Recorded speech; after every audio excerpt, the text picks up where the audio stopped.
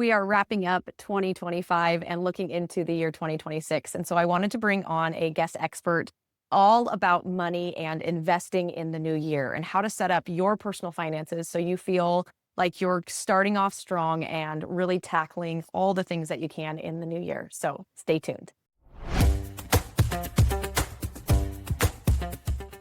Hello, and welcome back to another episode of the Money Mom podcast. I'm your host, Rachel Coons. And today we're going to talk about, all things money, but we're going to talk specifically about money mindset and personal finance and how to set yourself up for success in the new year in 2026. I am bringing on a master expert, Madison. And Madison is a money and mindset coach who teaches women how to master personal finance, rewire their beliefs around money, and build wealth and confidence. Through her new money movement, she blends neuroscience, personal finance strategy, and manifestation to help women become first generation millionaires. So, welcome to the podcast, Madison.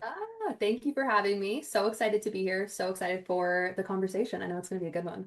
I read your bio and I'm like, yes, this sounds like right up my alley. This is so exciting, and I'm really happy that we cross paths on Instagram. Like, I just found your account and I was like, oh my gosh, I need to get connected with Madison. I need to have her on the podcast. I need to have her in the Money Mom Club. All these different things. So really excited to chat with you today. Yeah, me too. I love there's like a small few, right, of women in finance trying to change the narrative and help other women. So I'm always Totally. so blessed when the universe collides us so that we can kind of just share our mission and make a bigger impact. Yeah, and that's one of the things that was I was so drawn to you when I saw your money, like how you approach money, because I think in this space there's so many masculine forms of money coaches. And I could really feel just by looking at your page and just by looking at some of your content, I was like, oh, she totally has that feminine side. And I really love bringing that into my business. And so, anyways, but let's hear from you. Let's hear your story. What got you here? Why are you doing this work? And tell us what brought you to this point. Yeah, oh my gosh. Well, certainly did not get here because I have a master's in personal finance. I did not work on Wall Street, right? I got here because I struggled with money myself for a really long time. I definitely had kind of like a pain to purpose part of my own journey. So I moved out at the age of 17. I became financially responsible for myself while I was finishing my senior year of high school. And I very quickly had to learn how to navigate the world of money, right? I had to pay my bills, I had to file for taxes. I put myself through college, so I had to learn student loans, scholarships, grants, all of that. Worked multiple jobs to put myself through college and was really just getting by for a very, very long time. When I graduated college, I like to say I was just really sick and tired of being a broke bee, like I was living Yeah. paycheck to paycheck for so long. I was like, there's got to be another reality, there's got to be another option. And so I went into sales, as one does when they want to learn how to make money after college.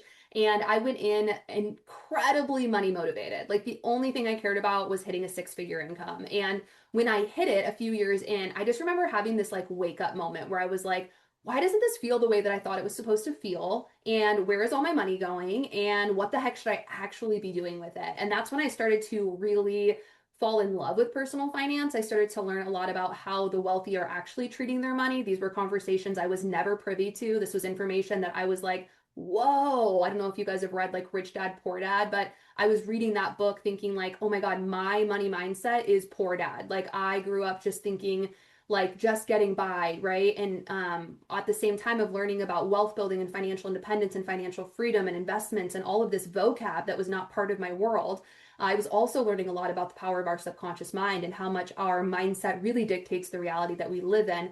And it was just kind of this like beating my head against the wall of why aren't more women talking about this? Why don't we have this information? I feel like I am a very ambitious person, hardworking person. Like, just tell me what I need to be doing, right? And this information is not super common knowledge. We're getting there, right? I've just seen so many people struggle with finances, and it quickly became like I just wouldn't shut up about the power of compound interest, right? I was like telling everybody at work, like, oh my God, do you have your 401k and what are you investing in? Like, have you heard about this financial freedom thing where like we don't have to work until we're 65? Like, we can actually just learn to invest and then that can fund our life. Like, mind blown. And it eventually just turned into a love for coaching women and helping other women start to see that because as I started to have more financial confidence and started to see what doors that could open up for me, I just started to see like the impact. Like now I view money as a tool, as a resource to be able to survive, but thrive and become the best version of yourself and be able to explore what you came here for. And like, there's just so much more to it than just money. But that was essentially it. I started my coaching business and eventually walked away from my corporate job to do it full time. And it's just been such a journey and so rewarding and so, so fun. Wow, that is so cool. And I love that, I think we all started in this place of where we weren't taught this in school, right? This wasn't part of our education. And it isn't until we're grown adults making an income where we realize, wait, I was taught all wrong how to handle money and how to actually create the freedom that I want in life. I remember I took a personal finance class in college, like just ran, I don't know why. It wasn't part of my major, but I was like, oh, I'll take a personal finance class. I think this is important. And I remember calling my dad. This was like when I was 20 years old. My dad was an accountant in a like really successful mutual fund business. I remember calling him when I was like 19 or 20, and I was like, Dad, why haven't you told me to invest in a Roth IRA since I was like 18 years old? Like, why am I learning this in college and you haven't taught me this? You know that this is like the secret is getting in early and letting that compound interest raise over the years. This is like now is the time for me to do this. And I remember telling him, Dad, I'm going to invest $5,500, which because that was the maximum at the time.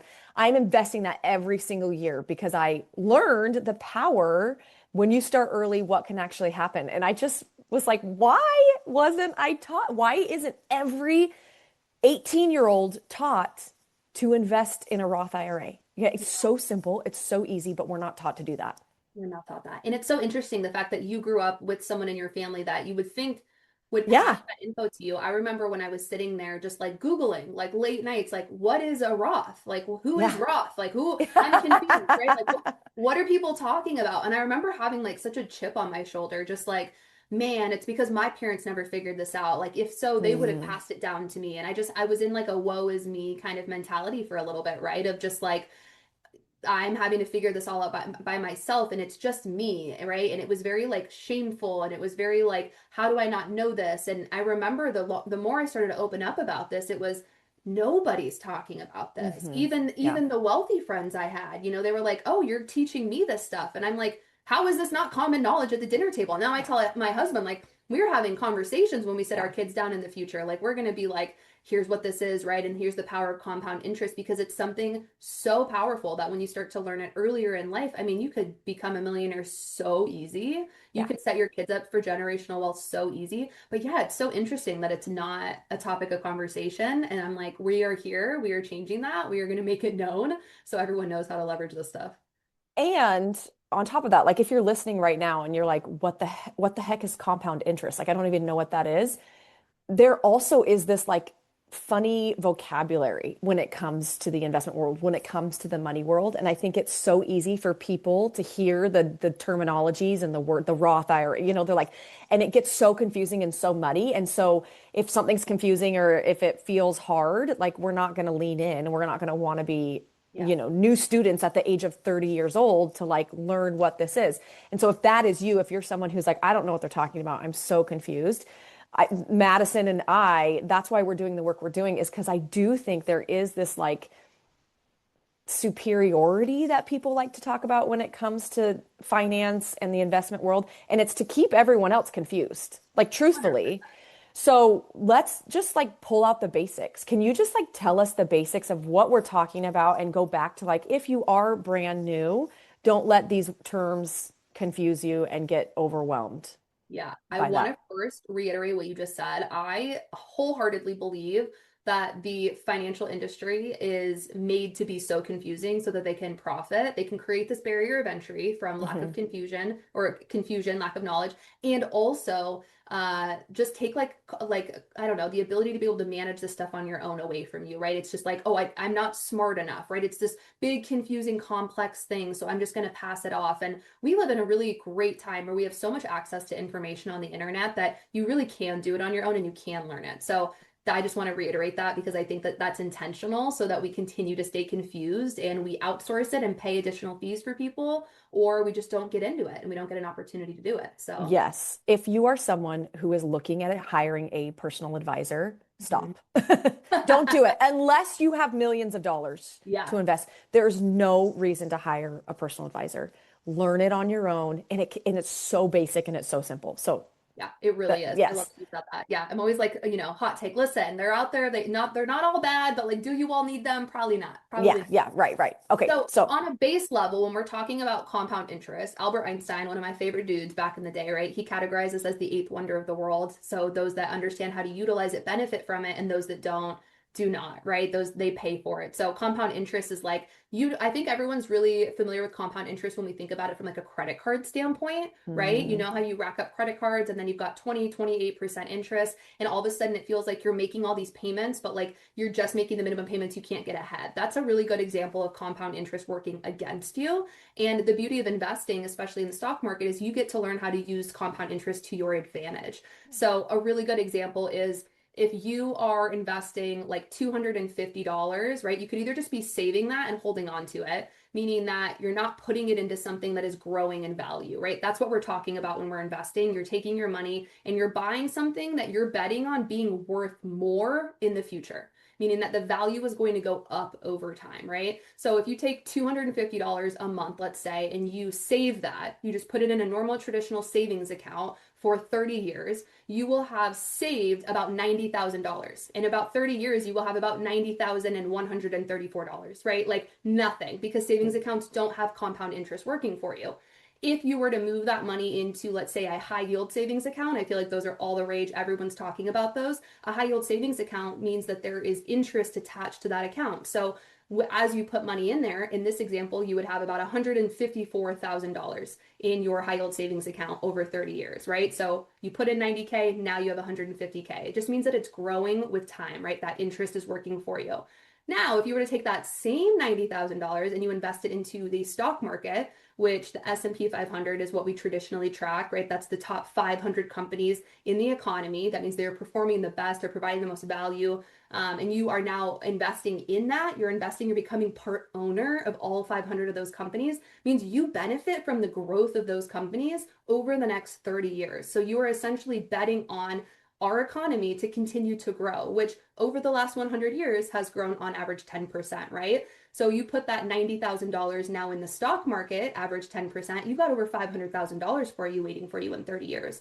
So it's allowing your money to work hard for you. Like I always say, you are out here working hard for your money. My objective for you is that your money's working as hard as possible for you, right? It's figuring out how to put those dollars to work. And this is what we're talking about when you hear people say making your money work for you in your sleep. It means you put it into something that is compounding, it's growing over time, and you're not trading your time for money for that. And that's what wealth really is being able to use your time how you want, right? So many of us just get stuck in trading our time for money our whole life. This is what the wealthy do to be able to escape that.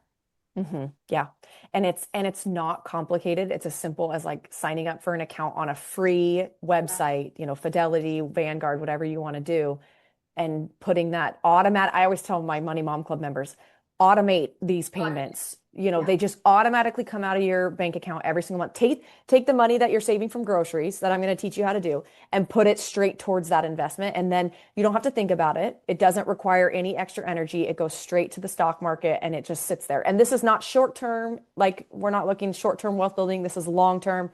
Just leave it and forget it. And then you open your account once a year and you're like, whoa, we made $50,000 in interest this year. That's so fun. It just is, it's easy. It doesn't have to be complicated. You could really set it up in one day and actually forget about it. There's actually really interesting stats that some of the best performing portfolios are women who do this and completely forget they have an account. It's so funny. Yeah. So we talk about like men and women, right? Masculine, feminine energy. And it's like, I think that like index fund stock market investing is the feminine energy way because like we are Mm, busy. We have all these things to do. Men are actually worse in there oftentimes because they have I want to beat the market and I want to buy this and sell this. And I think that's oftentimes what women think is like you have to be in there all the time. And like they picture almost like day trading, right? Like you do not have to be a stock reader. You don't even have to understand like what's going on in the economy. You just need to bet on the fact that you think we're going to be growing time and time again. And like if you don't believe that, you could look at how expensive things were 20 years ago, like that's going to continue to happen. Things are going to continue to grow in price over time. Value is going to go up, and the stock market is absolutely going to go up over time when we're talking this long-term investing. So I think like index fund, ETF, investing in the stock market is absolutely like the feminine way to go because you can just set it and forget it and let it grow on the back end. Yeah, yeah. And we shouldn't have to be worrying about the numbers all the time. Like it should No, just be automated. about. And there also is, there's like different accounts that you can look into, what Yep. types. There's ways to like decrease your taxable income. There's ways to like compound the benefits of it as well, Yep. when you get a little bit deeper into it. But honestly, again, like our world is so full of knowledge. There's like ChatGPT, Google, like it's as simple as like asking Google, I have 1,000 extra dollars. What should I do with it? And like having them give you the route if that's what there's low barrier to entry here, and you don't need Yeah. to make it I think complicated. this is important too because a lot of times people will be like IRA. So there's kind of like the account that you can pick to put the money in, right? Which is an account would be your 401k, your IRA, a brokerage account. Those are the top three that people have. And if you are somebody who has a corporate job and your company offers a 401k match, that is Hmm. hands down the best place to start. Do not pass that up. Do No. not pass go. Literally stop there and do that because that is essentially free money. Like that is but that what that means is that if your company is agreeing to, let's say, $3,000 for an employer match, you invest $3,000 that year, your company is going to put $3,000 in. So that's 100% return on your money. You can't find that anywhere else. So Mm-mm. that's the first place you want to start. And then you have IRAs, right? And then you have brokerage accounts or other places. But then within there, that's where you go buy the index funds and the stocks and the ETFs and all of that. So it's kind of like, what's the vehicle, right? And then what are you going to do once you're in that vehicle? So first, you just want to pick the vehicle to start with, and then you want to pick the ETF, and then marry those two, and you're set. Yeah, yeah. So one of the questions that I get a lot when it comes to investing, and people want to start investing, but they're also still stuck in debt. Yeah. So, they have the credit card debt and they want to get involved with investing, but they feel like, how do I mix these two together? How do I do? What's your answer for that?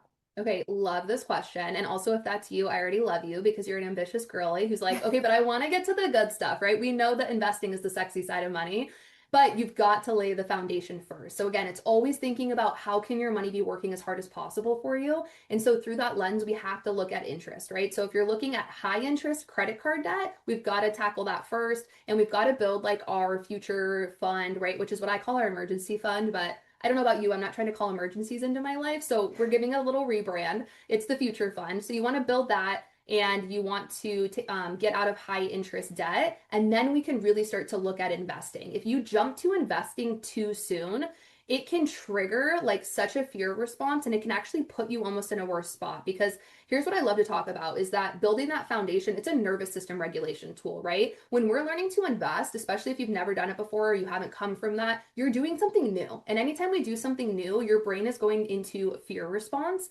and fear drives a lot of the decisions that we make with our money. And so we need to be able to calm our nervous system and be like, yo, we're good. And the way that you do that is by taking the intentional steps of paying off high interest credit card debt, building that foundational like future fund. And then from there, you want to look at like again, the best place to start is that employer match. Like you're really not going to beat that anywhere. So that's kind of the foundation there. Once we get out of high interest debt, now we can start tackling other investments. But really, like that credit card's got to be the first place to start because there's nothing that's going to outperform 28% interest working against you, Hmm. right? So Yeah. that's really what we got to think about. So once you're out of that debt, now we can start to tackle like, student loans, mortgages, things like that, where it's a lower interest that's attached to it. So that's really the important part that you want to pay attention to.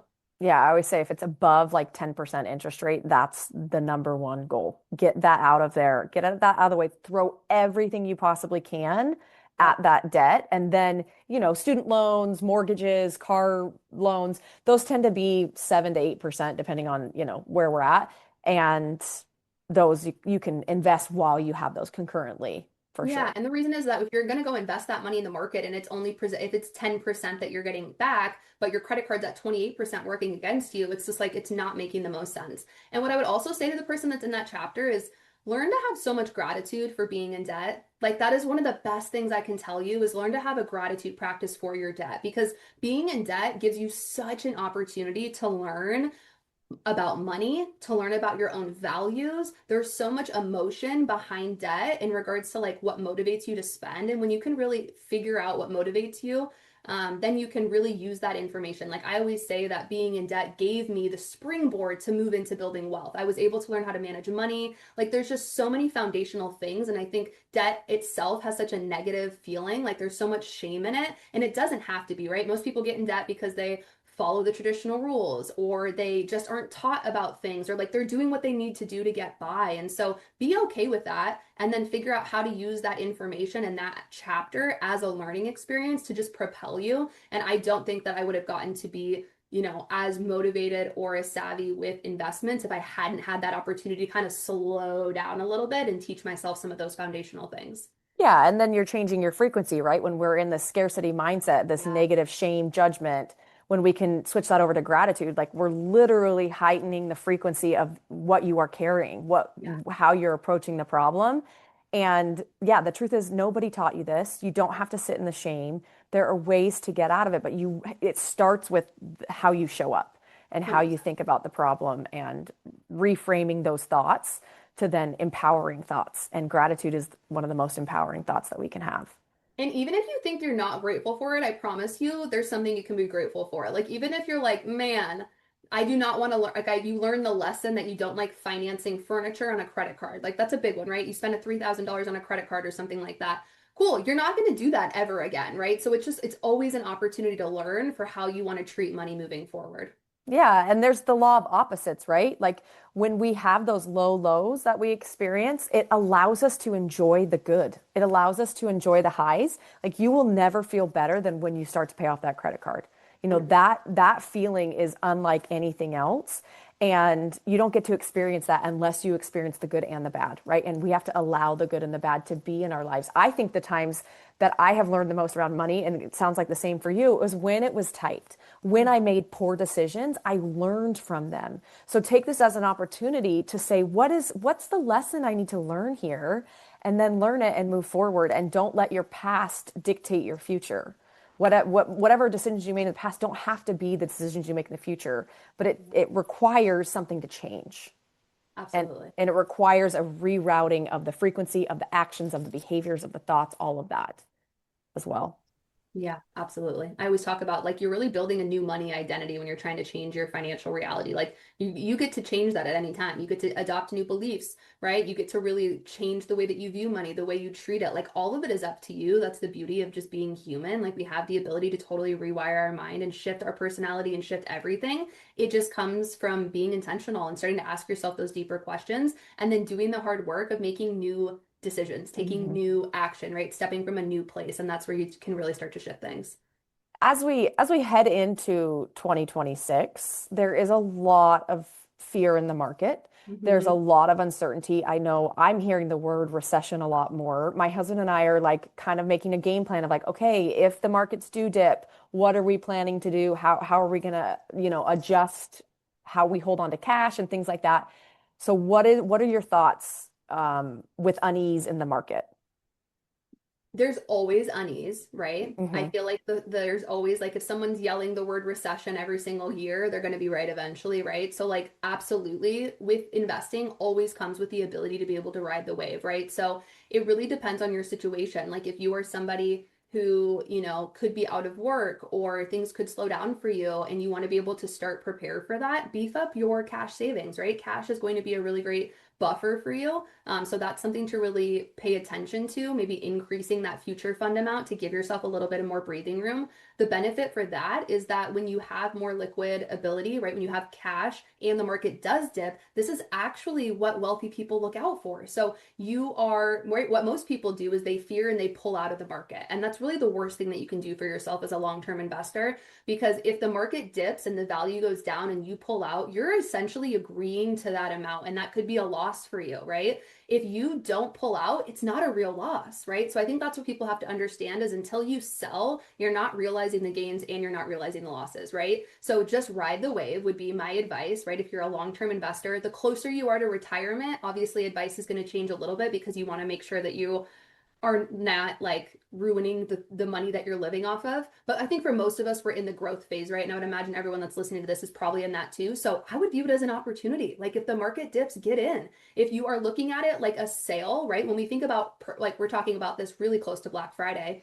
Black Friday is everyone's like, oh my gosh, my favorite clothes are going on sale. My favorite brands are having their sales. What do? You stock up, right? You literally go in and you're like, I'm going to get all this because I know I'm saving money. It's the same thing with the stock market. So if you see it, I want you to like, oh my gosh, the stock market's on sale. Go buy it at a lower price because it's going to go back up. And then you got it at a discount and now it's worth more. Like, what could be better? So I would say increase your savings either to give yourself comfortability or to be able to tap into that. I'm always an advocate for figuring out how to increase your income, right? How can you start to increase the money coming in? But yeah, get really savvy. I think that a lot of millionaires are built during recessions. And so if you're somebody who's like, I want to take advantage of that and I want to be on the other side of it, I would start to get really savvy with the things that we're talking about. Build out your investment plan, figure out what index funds you want to invest in, start to watch out for them. And when they drop, buy. That would be my Yeah. thought. Well, and that's what I was going to say is this is the time to Yeah. learn about this. What do they say? There was more millionaires made in the dip in 2020 than any other time is Yeah. because people were like, great, now I can buy a bunch of stuff. And then the stock shot back up and Yep. they made a bunch of money. And you may have heard the term, if it's confusing to you, we'll explain it. But dollar cost averaging Mhm. is basically consistency in the market, right? You're basically like, don't change the automated payments that go in. So the way I'll just explain what my husband and I have it is like we just pull out a certain amount every single month. It's always pulling out of our accounts. Then when there is a dip, or if there is a dip in any time, throw extra money in. And that's a manual payment that we'll put into our accounts. But for the most part, it's just constantly going out of our account every paycheck, every month it's leaving.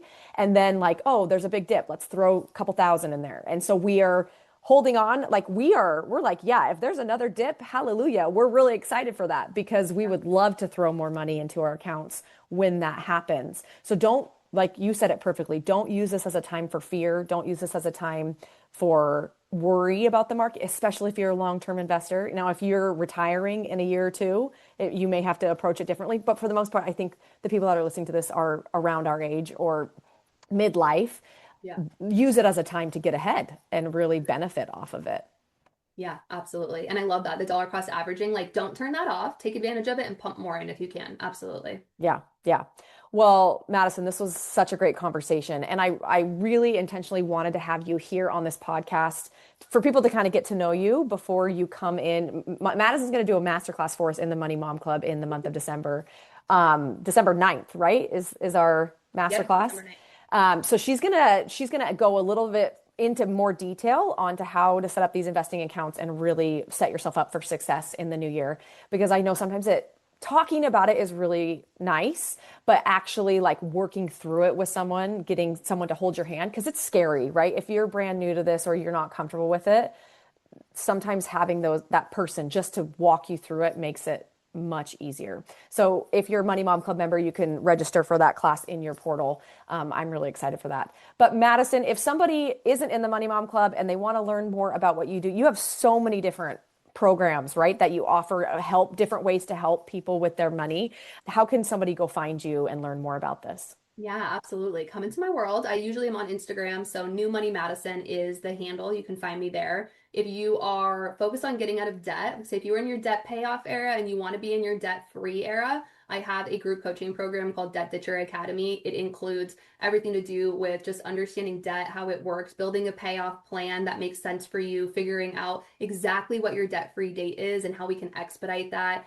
So that is definitely something that would be beneficial for you if you've got credit card debt or you're just trying to get out of that cycle. And then I offer one-on-one coaching that is just like a full financial transformation. So we go so deep together in that. We do mindset work. We set up all your systems. We build a spending plan. We figure out your financial freedom number. We help you pick your index funds. Like we build out everything from bottom top. So by the time you leave, you are a confident person with your money. So those would be the two main programs that I can support you on. And then I've got the podcast as well, Busy Getting Better, where we talk about money, personal development, spirituality, all of that stuff encompassed into one. So definitely shoot me a DM. I love to yap about money. So let me know what questions you have or how I can support you. Awesome. Love it. So it's New Money Madison Instagram. We'll link her Instagram profile in the show notes as well. And you can go check her out there. And we'll link your podcast as well. Perfect. That's a great place to start. So thank you so much, Madison, for joining us here on the Money Mom podcast. Thank you so much for having me.